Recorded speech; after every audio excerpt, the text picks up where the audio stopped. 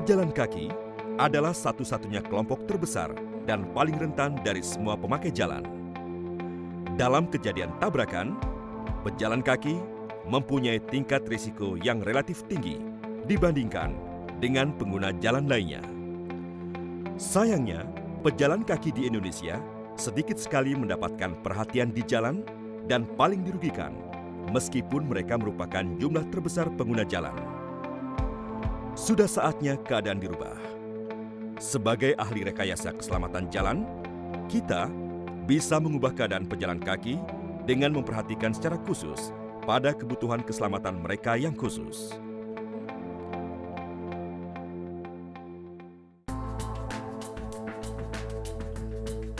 Di Indonesia, sangatlah sulit untuk memastikan berapa banyak pejalan kaki terbunuh atau terluka dalam tabrakan di jalan setiap tahun karena data tabrakan tidak andal. Kita tahu bahwa di negara barat, pejalan kaki merupakan 12-15% korban tewas dalam tabrakan di jalan. Di Indonesia, pejalan kaki diprediksi sekitar 15% dari data yang terekam.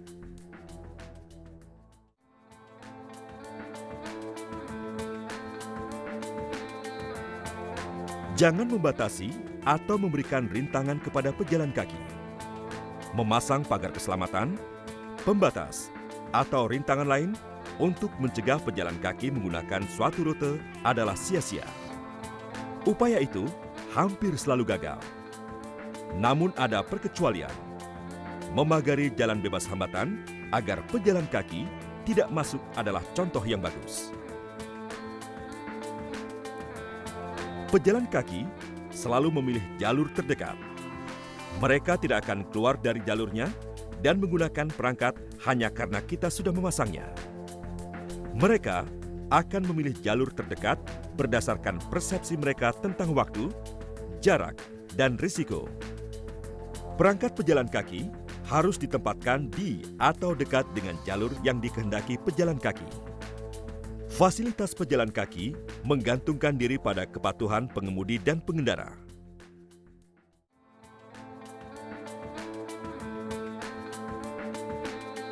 Semua pejalan kaki perlu kita bantu. Namun, menurut data tabrakan internasional, ada 4 kelompok pejalan kaki yang berisiko lebih besar daripada lainnya di jalan. Usia muda, manula, difabel, mabuk, dan hai. Pejalan kaki usia muda cenderung terlibat tabrakan di jalan pada siang hari dan umumnya dalam perjalanan ke dan dari sekolah. Kita patut bertanya kepada diri sendiri, apakah gerbang sekolah langsung di tepi jalan sibuk? Perlukah anak-anak menyeberang jalan ataukah ada pilihan mereka berjalan di sisi yang sama dengan sekolah? Ada jalur untuk pejalan kaki di sepanjang jalan? Adakah penyeberangan di sekolah? Apakah markanya jelas dan rambunya sesuai dengan aturan? Mengendalikan kecepatan kendaraan secara umum merupakan cara positif membantu pejalan kaki usia muda karena banyak di antaranya belum mengembangkan kemahiran memanfaatkan kesenjangan dalam lalu lintas. Tabrakan pejalan kaki yang melibatkan manula cenderung lebih parah dibandingkan dengan tabrakan yang melibatkan orang muda. Kita patut bertanya kepada diri sendiri, apakah jalur pejalan kaki rata, menerus? Adakah rem curb untuk membantu manula naik ke atau turun dari jalur pejalan kaki? Perlukah fasilitas pejalan kaki? Jika ya, APILL bertombol merupakan bantuan paling baik dan nyaman untuk digunakan. Rekayasa keselamatan jalan mencakup juga individu yang kemampuan penglihatan dan fisiknya berbeda. Kita patut bertanya kepada diri sendiri, jalur pejalan kaki rata dan terbebas dari hambatan? Pengguna kursi roda bisa memanfaatkan rem curb untuk naik dan turun jalur pejalan kaki? Jalur pejalan kaki bersih dari perintang dan cukup lebar untuk dilewati pengguna kursi roda bersama yang lain? Adakah batas yang jelas antara jalur pejalan kaki dan jalan untuk kaum tanmiat sehingga mereka tahu ketika sudah masuk ke jalur pejalan kaki? Jikalau tersedia APILL pejalan kaki, bisakah pengguna kursi roda menggapai tombolnya? Kalau ada APILL, Apakah dilengkapi perangkat audio taktil untuk memperingatkan pejalan kaki akan perubahan sinyal? Di barat, pejalan kaki yang mabuk atau teler mendominasi tabrakan parah pada malam hari. Hal ini bertolak belakang dengan kondisi di Indonesia yang jumlahnya lebih kecil, tapi mereka tetap mempunyai risiko di jalan, sering pada malam hari, dan biasanya di area perkotaan yang luas. Kita patut bertanya kepada diri sendiri, apakah penerangan jalan memadai?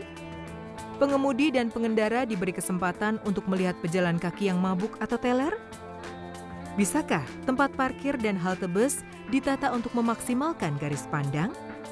Bisakah dibangun penampungan untuk pejalan kaki yang membantu mereka menyeberang?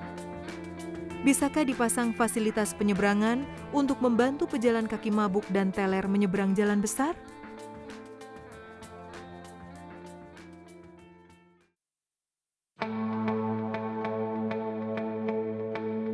Ada 3 strategi untuk dapat mengupayakan keselamatan bagi pejalan kaki: segregasi, separasi, dan integrasi. Segregasi membedakan perlakuan terhadap pejalan kaki dari kendaraan bermotor di dalam jaringan jalan. Dengan memisahkan lalu lintas pejalan kaki dengan kendaraan seperti di mal pejalan kaki, di mana pejalan kaki boleh memasuki sedangkan kendaraan memiliki akses yang terbatas. Pisahkan pejalan kaki dari kendaraan bermotor, baik dalam waktu dengan APILL maupun dalam ruang dengan penampungan. Ini strategi yang biasanya digunakan oleh ahli rekayasa keselamatan jalan. Mengakui bahwa pejalan kaki dan kendaraan bermotor harus berbagi jalan. Dalam hal ini, biasanya kendaraan bermotor mempunyai ruang milik jalan. Tapi, rekayasa keselamatan jalan yang baik akan mempertahankan kecepatan rendah kendaraan, garis pandang bagus, dan bahu jalan lebar. Khususnya di area perdesaan Indonesia, membantu pejalan kaki berintegrasi secara selamat dengan lalu lintas bermotor patut diupayakan dan merupakan strategi yang positif. Jalan kecepatan tinggi dan padat lalu lintas dirancang bukan untuk pejalan kaki. Penting untuk memastikan bahwa pejalan kaki tidak berada di jalan bebas hambatan. Saat jalan bebas hambatan baru dibangun, pastikan bahwa jembatan penyeberangan dan terowongan dibangun juga agar pejalan kaki bisa menyeberang tanpa menapaki jalan baru itu.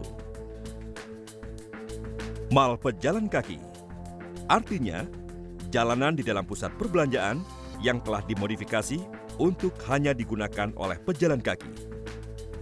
Lalu lintas dipencilkan dari mal pejalan kaki atau diizinkan memasuki mal dengan izin khusus dan pada saat dan dengan kecepatan tertentu. Jembatan penyeberangan.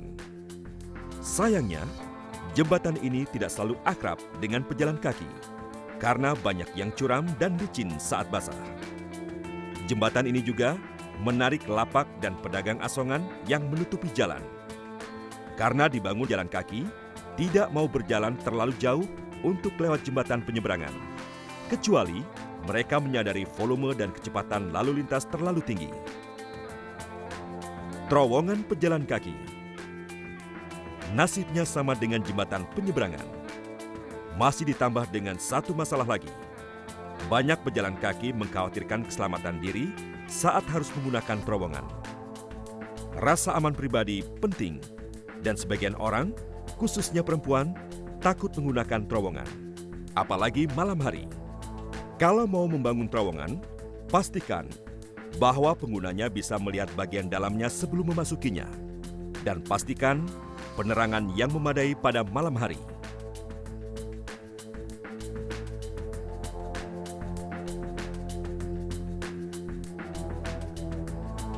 Indonesia memiliki banyak perangkat APILL persimpangan.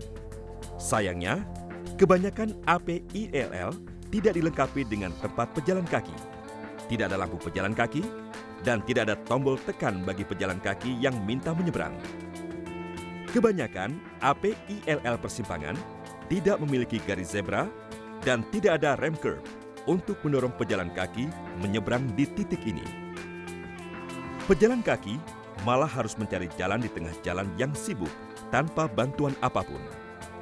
Karena tidak mendapat separasi waktu yang mereka butuhkan, banyak yang memaksa masuk ke lalu lintas padat. Perbuatan mereka memutus total aliran lalu lintas dan menurunkan kapasitas persimpangan. Maka, mereka berisiko ditabrak oleh sepeda motor atau mobil yang tetap melaju di persimpangan.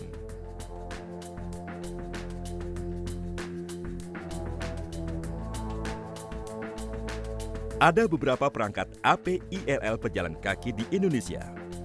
APILL semacam ini efektif untuk mengadakan separasi waktu bagi pejalan kaki yang menyeberang jalan. Maka, perlu dipertimbangkan untuk memasang APILL pejalan kaki di jalan besar yang sangat padat di area perkotaan. Perangkat ini tidak cocok untuk area perdesaan atau untuk jalan besar kecepatan tinggi karena pengemudinya tidak merasa harus berhenti untuk memberi jalan kepada pejalan kaki.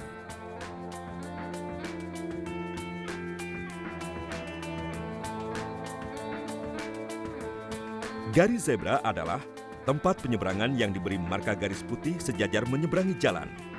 Di dekatnya, diberi rambu pejalan kaki penyeberang yang biasa di setiap pendekatnya. Tempat penyeberangan ini memberi separasi waktu kepada pejalan kaki, tapi hanya kalau pengemudi dan pengendara mematuhi peraturan.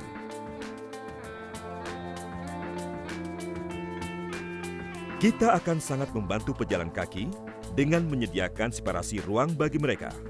Artinya, mereka diberi ruang sendiri di sisi jalan tempat mereka bisa berdiri, menunggu, dan memilih waktu untuk menyeberang dengan selamat.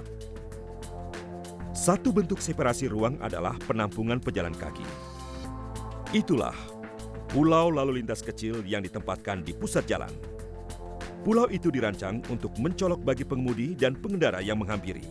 Di situ tersedia ruang bagi pejalan kaki untuk menunggu saat menyelesaikan penyeberangannya di jalan.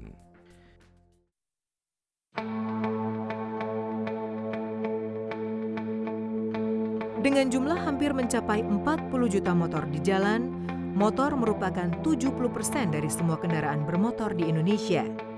Tragisnya, mereka juga sangat berbahaya. 70% tabrakan fatal terjadi pada motor. Apa yang bisa kita lakukan untuk meningkatkan keselamatan pengendara sepeda motor?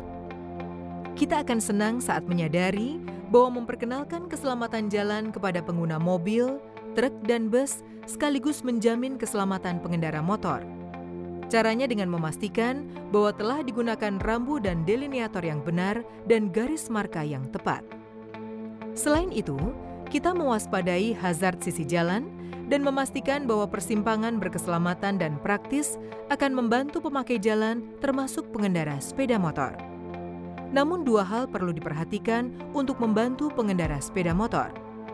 Lapisi bahu jalan dengan aspal. Pelihara jalan kita agar terbebas dari lubang, pasir, lumpur, dan kerikil.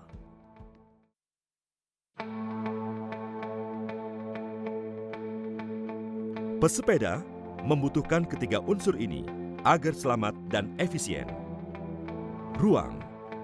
Ruang lateral yang terbebas dari interferensi kendaraan bermotor yang lebih besar dan lebih cepat. Konektivitas. Jalur yang menerus tanpa tonjolan. Permukaan yang rata.